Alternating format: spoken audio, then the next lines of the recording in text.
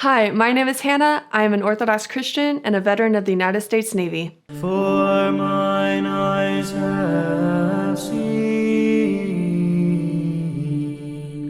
thy salvation, which thou hast prepared before the face of all people. I grew up Roman Catholic, going to St. Hyacinth in Deer Park, Texas, with my family.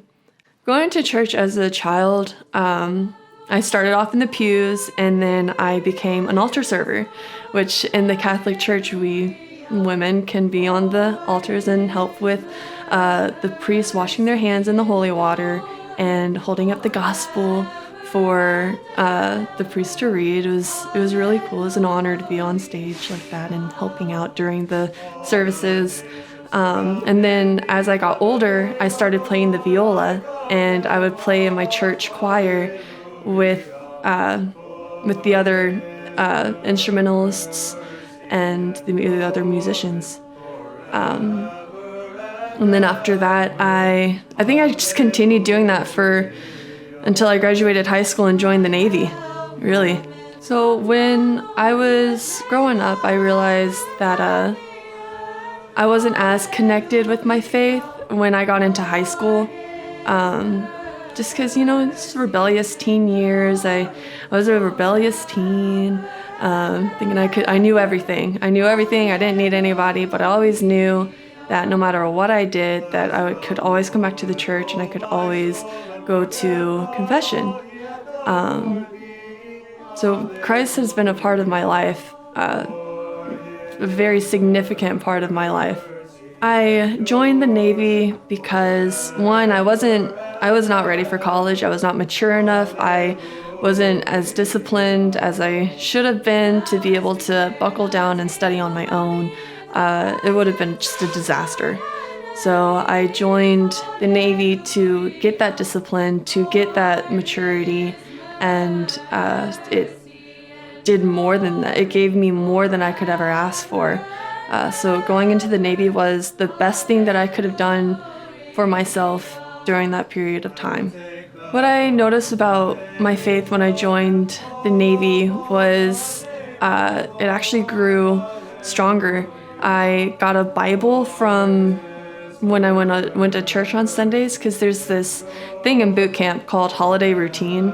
On Sundays, it's the day of rest, quote unquote, but you'll be cleaning up your rack, you'll flip your mattress, you'll do a lot of the laundry, cleaning, just basic boot camp stuff. I was given a Bible from my first Mass at the Catholic Church at boot camp, and I actually slept with it. I would sleep with it under my pillow, or I'd just hold it in my hands and fall asleep. And I would read a bit of the Bible every now and then. But it was just to give me some peace of mind, because I always had that structure, that foundation of the Church of Christ, and I feel safe when I think and talk to Him and when I pray. Once I graduated boot camp, I got orders to Virginia at a strike fighter squadron, VFA 34, Blue Blasters. It was so much fun. It was the best command I could have asked for. We were stationed on the Carl Vinson, which is out here in California, so we'd fly back and forth, and I'd meet so many people on the Vincent. And that's where I did my first deployment, and unfortunately, that's where my faith started to crumble down in a sense. I met so many good people, but also had a very hard time still adjusting, because I'm still new. I got out of boot camp, I got these orders to Virginia, and right off the bat, I went on deployment, which is 3 months in boot camp, and right after that, going on a 7-month deployment, I believe. And that was hard. That was rough. As a 19-year-old in the Navy, first time away from home, it was rough. every Sunday we'd have holiday routine, just like we did in boot camp, and I'd go to mass on the boat because they have to provide liturgical services for all sorts of religions. You have Catholics. I remember a Wiccan. I remember a Wiccan service was going on before the Catholic mass, so it was interesting. I never heard of Wiccan until the Navy, so I haven't heard of a lot of things until the Navy, but yeah. I would go to liturgy almost every Sunday. It depended on when my LPOs would allow me to. You know, technically you're supposed to, they have to let you, but no one really pays attention to the black and white when there's a job that needs to get done, which is understandable because if something goes wrong, we all need to be there. But it's, yeah. Once my deployment came to an end, we went back to Virginia. We flew about 5 hours to get back to the homeland and get back to work stateside. And when I was doing some routine maintenance, I got a call from a friend saying that one of my shipmates from the boat had unfortunately committed suicide. Can I say that? Okay. That I got a call from the boat saying that one of my friends from deployment had committed suicide. And that just brought me down a deep hole, and it led me into a depression. And shortly after that, I got another call. Long story short, I've lost about 35 friends to suicide. And that has been over a total of my 7 years in the service. And about 5 years in, about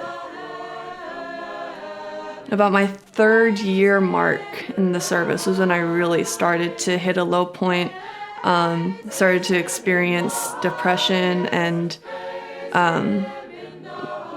damaging thoughts myself. And so I went to church, and I started to go to church again. And it was hard finding a new Catholic church where I was, because, sometimes they were all, they spoke different languages. I know one of them was Tagalog, and I was learning some of that, but I only knew how to say good morning, so it wasn't really the easiest thing going to church again. But I still went. I still got communion. I still tried to stick around to talk to some people, but it wasn't really the community that I could really relate to, because there was a big language barrier. It was hard. But yeah, with that, I just ended up, I tried to make it work, but it just didn't work out. So I went to the schools, and I volunteered at the schools, and I taught the kids how to play their instruments right. I was a volunteer at a couple elementary schools, and I would volunteer with the orchestra teachers and do private sections with the cellos, the violas, the violins, and the basses were a struggle. I didn't know how to read the music, but that's great. So I felt like I was able to do my part at the schools, because I liked being a CCE teacher, and CCE in the Catholic faith stands for Continuing Catholic Education. And so I was a CCE teacher at my home church. I couldn't do it out here because I wasn't a member of the parishes yet. So I just did the next best thing, and I went to an elementary school, and I started teaching there. It was great. I loved it. So that helped me with my depression and with my spiritual faith. It really, really grew when I was able to do that. That's really awesome, Hannah. That's awesome. So you were finding a way in your life then to somehow do God's work, yeah. Yeah. I still can't believe, and I'm going to sneeze, I apologize. I still can't believe that you've known that many people that have committed suicide. It's a lot. It's hard for All you. Navy?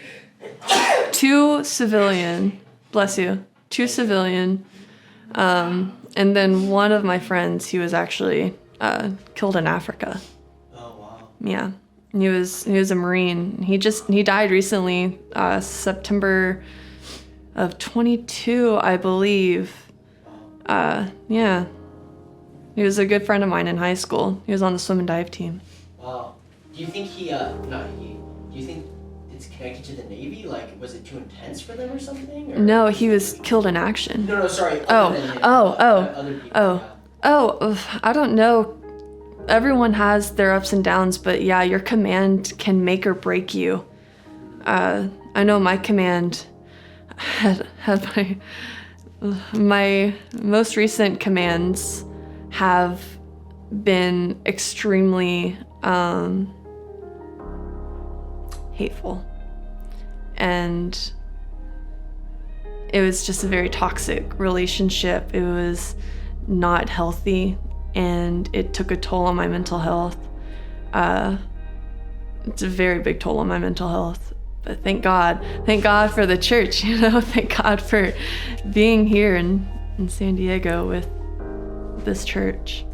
Hannah, is suicide a major pandemic in the military? Yeah, suicide is a very big thing, very big in the Navy. We have suicide awareness training, and we have all these trainings to help prepare us on how to deal with someone who is suicidal or feeling suicidal thoughts. But it's a bunch of buttons on a computer screen. You click next, you answer the questions right, you're done. Especially the males. Males, unfortunately, when they talk about their feelings, they're considered as weak, especially in the military. And being a female, I'm already a female, so it's okay for me to be emotional. It's all right. I get a pass. But unfortunately, for the men, it's not. The Navy taught me leadership skills. They taught me how to talk to different people, how to ask for things, how to guide people, how to mentor people. And that helped me a lot in the civilian world, because I would have to have a second job, and I would learn how to talk with my coworkers on how to get certain tasks done. So it helped out.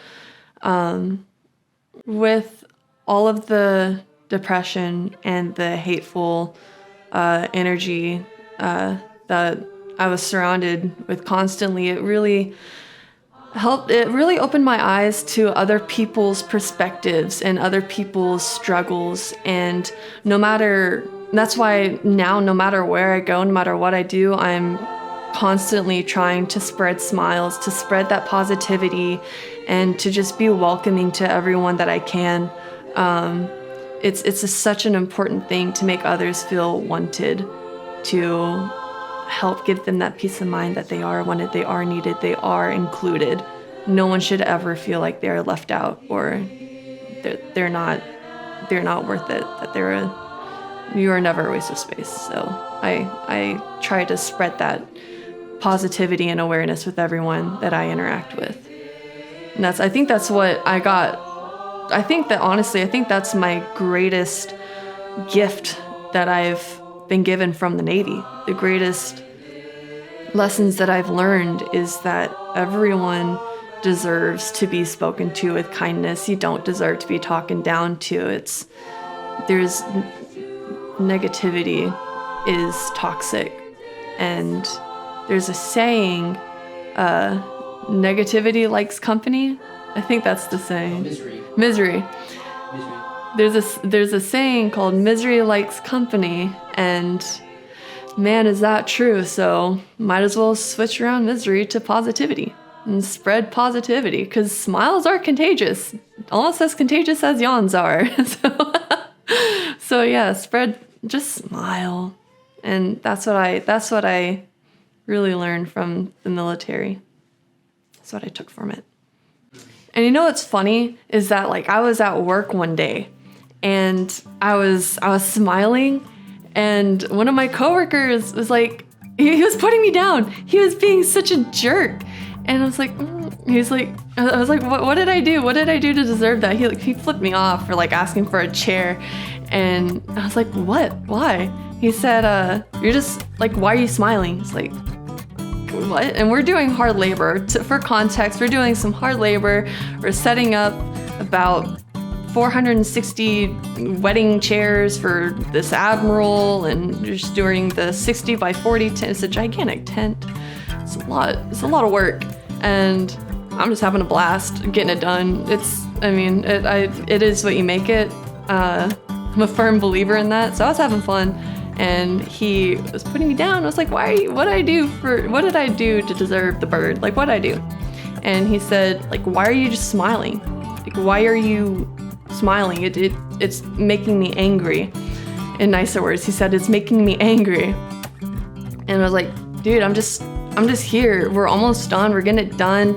It's going along smoothly. And he just wasn't happy that I was happy. And it was getting to the point where my LPO stepped in, and thank God he took over the situation, because, it's just that. But that's just a little story of how the Navy hates positivity. Like, it's bad.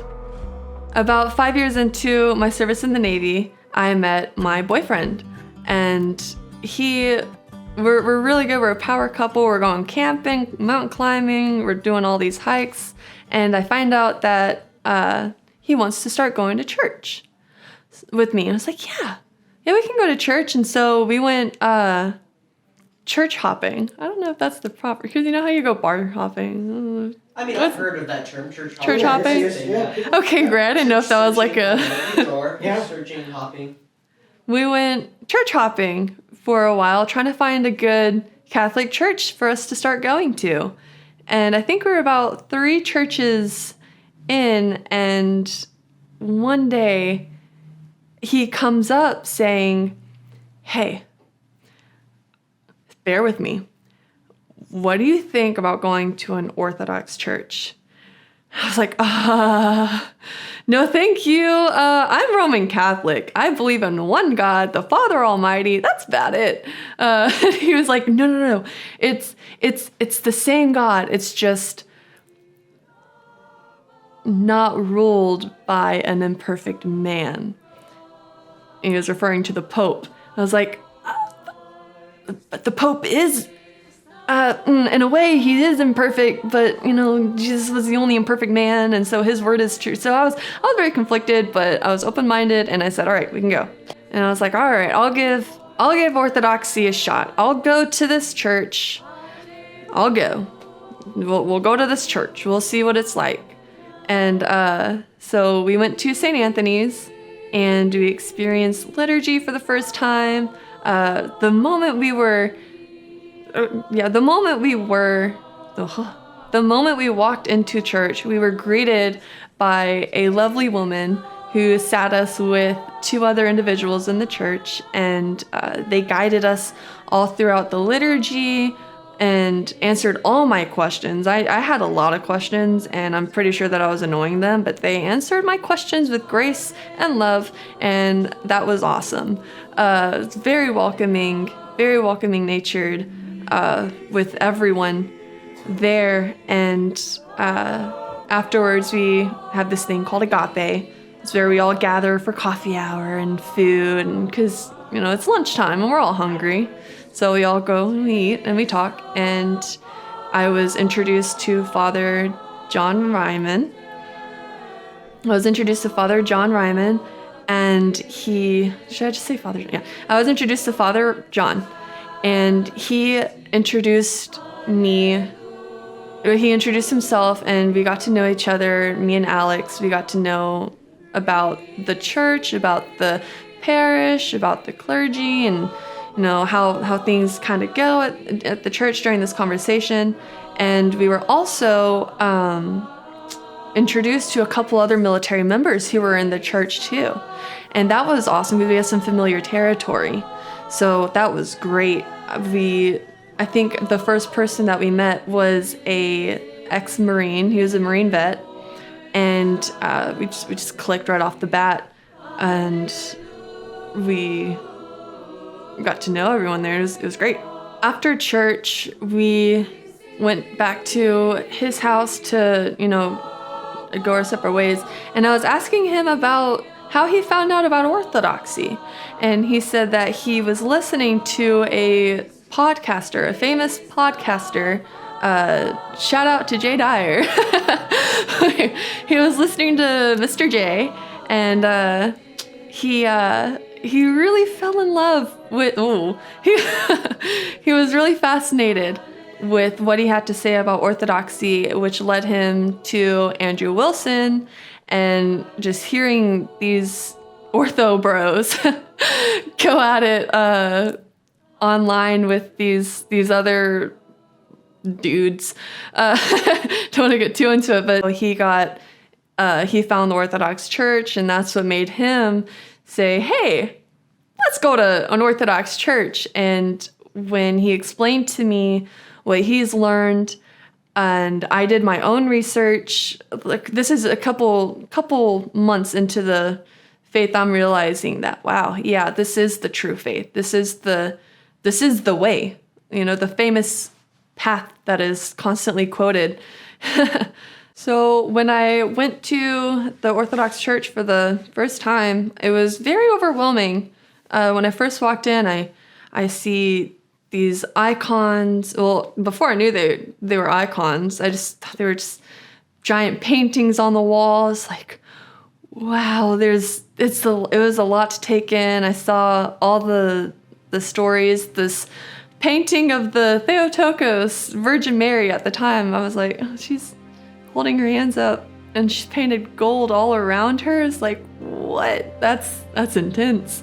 It was very overwhelming, but the people that I met and the community made it, they broke it down. They broke down all my questions regarding the icons and just the ways that they worship and why liturgy is about 2 hours long.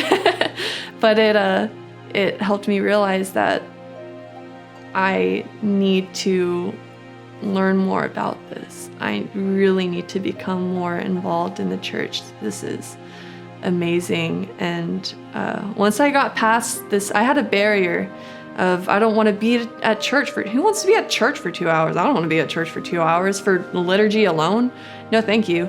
But I realized that Sunday isn't about getting my laundry done. Every Sunday before I left my house, I would do laundry. I'd get housework done. It's clean. It's holiday routine at home, But it's Sunday. It's the Lord's Day for a reason. And once I got past that barrier of all these chores I need to do when I get home, it didn't matter to me. It didn't matter to me how long I was at church, because Sunday is the Lord's Day and it's not about me. It's not about me and what I have to do. It's not. It's about the man who died for our sins, who put up with a lot of torment and hatred for us, just to die on that cross and to embrace all of our sins and to forgive us all. That is what Sunday is about. So once I got past that, it was a lot easier for me to be at church and fully invested. Being a Roman Catholic from birth and going to St. Anthony's, which is a Antiochian Orthodox church, there weren't a lot of differences. There really wasn't. The only main differences were there is no pope and the way that you do confession. I like how I don't have to do a chore. Like, I have to do 10 Hail Marys. I have to do the rosary 5 times. I have to say 8 Our Fathers. And that just makes me not want to go to confession. But with confession in the church and with the lessons from the spiritual fathers there, it really helped me fully. And I'm not fully, because I'm still learning, but it helped me understand more of the church, and it helped me understand the way why the differences are. That's a very difficult. My favorite thing about Orthodoxy is honestly everything. I love the music from the choir. It's so genuine. It's not like a rock concert. It's not entertainment based. It is very soul felt. It is very fulfilling, and you can see it on the faces of our choir members. I love the priest's daughters, watching them in the choir. It's so beautiful. You can tell everyone there too, even just a lot of the parish members, you can tell they love what they're doing just by their facial expressions, the power and the emotion they're putting into what they're singing. It's not a performance. It really isn't. It's a way of worship, and it's not for entertainment. And that's just it's beautiful. And the people, they're really, the welcoming nature of Orthodoxy and its people is just indescribable. It's overwhelming in a good way. You'll never be sitting alone. And even if you sit down and you don't have anyone to sit next to you, someone will come up and talk to you. Someone will get to know you, and you won't be alone. And that's what I really like about it, especially with my experience in the Navy. But yeah, especially with my experience in the Navy, I was able to escape that when I came to church. I was able to be who I am in church. I was able to just be myself. I know I already said that, but really it is. No cares. It's beautiful. No one will ever judge you, because I mean, who are we to judge?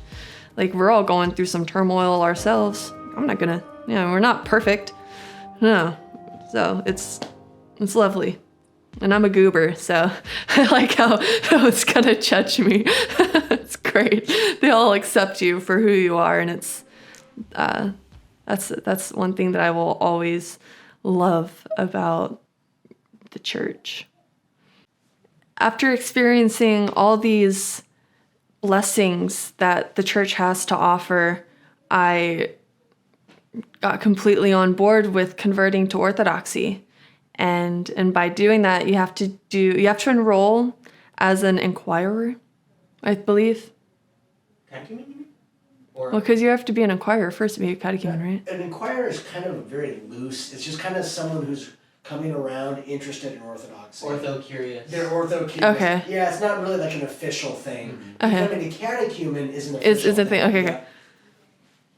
After experiencing all the blessings that Orthodoxy has to offer, I got completely on board with enrolling as a catechumen. And with that, that's preparing you. What it means to become a catechumen, it means that you're going to fully submerge yourself into the knowledge of what the church has to offer you. You're going to learn about what you're getting into, and your life as a baptized Orthodox Christian. And as a catechumen, it prepares you for that life. And I made that decision based off of my experience, and it was the best decision I had ever made, because now I'm an Orthodox Christian of a little over a year now. Lazarus Saturday was my baptism date. When me and my boyfriend decided before the decision was made for us to become catechumens, I learned that my boyfriend was an atheist.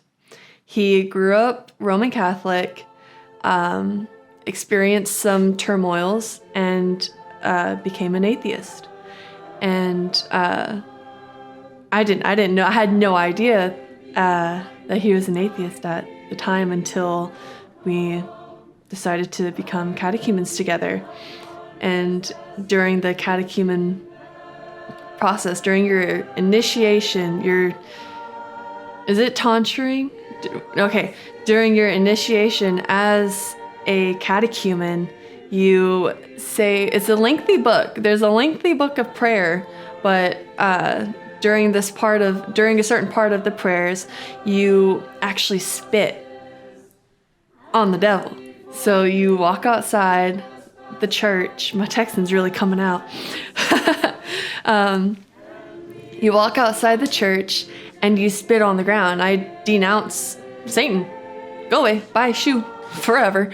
And seeing him do that, seeing just how, because we did it together, and so I was able to experience it with him, but seeing him, being there with him, I was able to see how emphatic he was while saying these prayers, saying these words. I do denounce Satan. I do, and I don't want to get too into it to spoil the surprise, but seeing him feel so strongly about it really sunk it into me, like, yeah, we're doing this. It was great.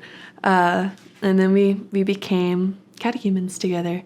About a year into us going to St. Anthony's, not quite so much a year as catechumens, but just the church in general, my boyfriend, he actually got out of the Navy.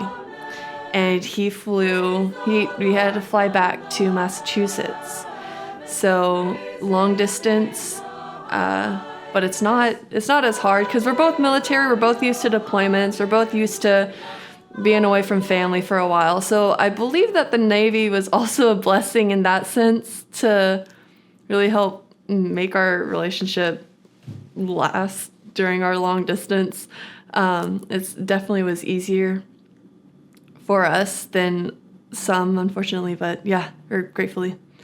As our relationship long distance is great. I don't know, I messed up. No, it's okay. Yeah, no, it's good. I mean, it's good that it's good. Okay. I don't know. I feel like we can. I was gonna say that that's how we stay together. We still go to church, I guess. Yeah. I mean, do you guys talk about it? Do you guys talk about, like, has he talked about his parish over there? Like, yeah. Okay. Yeah. Okay. If you want. Yeah. We are long distance, but we're still close with the church. Our relationship is not long distance when we're in the church and we talk about our church experiences. He created the men's choir in his church, and he's getting tonsured as a reader soon, depending on when the bishop can come down and get him going. He is getting tonsured as a reader, and so that's very exciting. Talking about a little surprise, that's amazing. I know. Yeah. That's Reader great. Alex. Yeah, Reader Alex. Reader Alex. Yeah. Another Reader Alex. Reader Alex. And he started the choir? He started as an atheist, got into the church, got into the choir at his church, created the men's choir on Saturdays and Wednesdays, I believe, and now he's getting tonsured as a reader soon. So that is from an atheist to a reader. That's mind-blowing. That is amazing. And it all has to do with the grace and thanks of God. Thanks be to God. That's huge. That's awesome.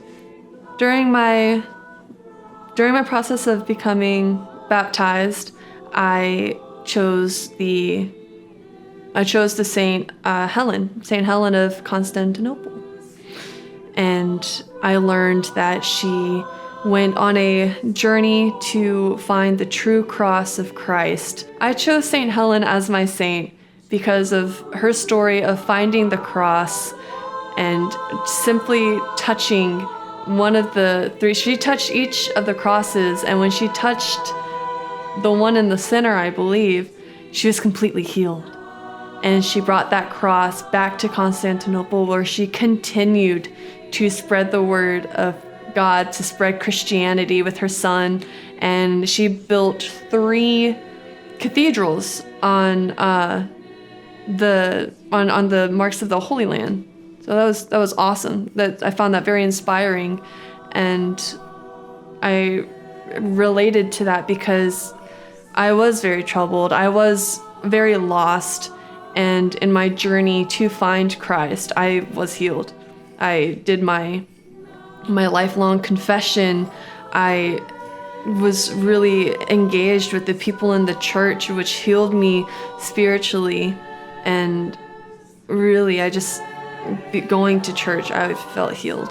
I am healed, and it's a huge blessing. So that's why I chose St. Helen as my saint, just because it's just so inspiring and so relatable to me. Hi, my name is Hannah Helena, and I am a Navy veteran, and my chosen passage, my favorite passage, has to be John 11, verse 1 to 44. And that's the story of Lazarus. And it's amazing that I was baptized on Lazarus Saturday because I relate to the story of Martha and Mary and Lazarus, the three siblings who were torn apart by death. But with their love of their brother, Mary and Martha pleaded with Jesus to please save their brother, to please do something, because Lazarus had been dead in the tombs for 4 days, and Jesus was able to raise him from the dead, and just by calling out, "Arise," and Lazarus, amongst others in the tombs, rose from the dead, and that is so amazing. And I relate to that passage a lot because my brother, I had an older brother, his name was PJ. He died at a very young age, and I'm grateful, but also it's sad that I am the only one of my siblings who got to be around him. I was young when he died, but I was still around him. And so I related on a personal level to that passage of just the story of Lazarus dying, and I felt the grief of his sisters, and I felt that, and I just took it to heart, and I know the pain that they were going through, and it's just no one, especially a parent, should ever go through the loss of a child. And hearing that Jesus was in another town, he came to Bethlehem. No, he came to Bethany. Sorry. He was in another town. He came to Bethany, and he was able to raise the dead. This is awesome. It's great. So I chose that, and it was great because I was also reborn on my baptism. So it was like I was risen from the dirt, made bright, shiny, new again. And tell us about if you have a son, what you're going to name. Me and my boyfriend in the future, we're gonna get married, but we're gonna have a child together. Obviously, we're gonna get married before we have a kid.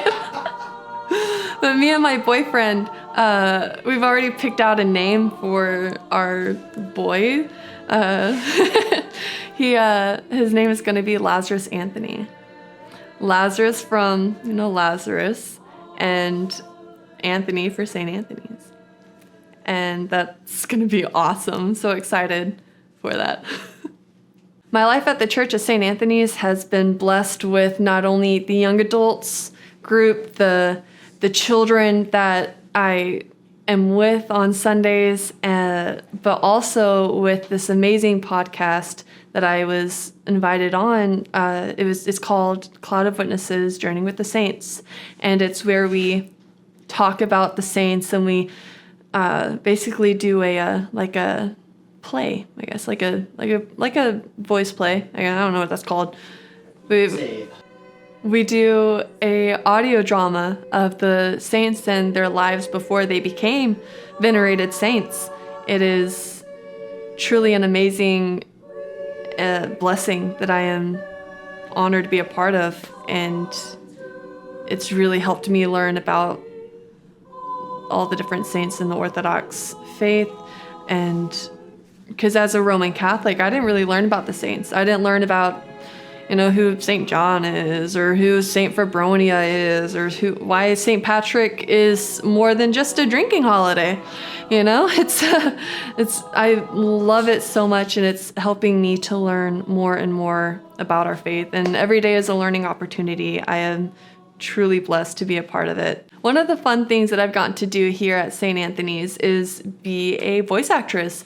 Never done it before until my very first episode on Cloud of Witnesses Journeying with the Saints. We did St. Febronia.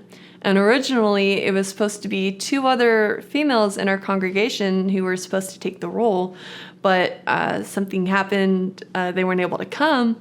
So I was volunteered to do it. It's like, yeah, sure. It's my first time, but I'll give it all I got. And it is my favorite episode. Even though it took me a long time to listen to, it took me a long time to listen to myself on a recording, I fell in love with the episode, and we continued to do more and more and more, and I got to learn more and more and more about the saints and the lives that they had before they were saints. It was beautiful. It's a great experience. I really love it. That's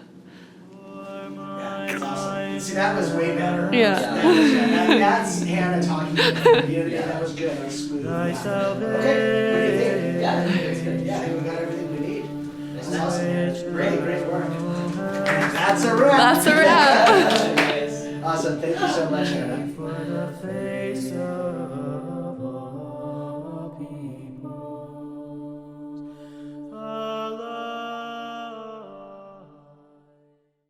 I'm telling you, Hannah, I wish you could see this shot right now. Nick, it looks so good. I'm worried that my makeup looks bad. It could be better. I know, right? I couldn't tell you're wearing makeup. Okay. Just, Okay. Sometimes I wonder Don't how listen to him. He's a guy. No. He knows what he's talking No, about. I was just thinking That was classic. of what Dom said. What was it? He was like, you don't like being embarrassed or something. Yeah, no, I I was don't. like, oh, this is gonna be good. He'll say like, cause I'll ask if whatever it is that I'm doing is okay or if it looks good or whatever, and then sometimes I'll do like the thing that's like opposite, and it'll just be embarrassing, but it's okay cause it's all right.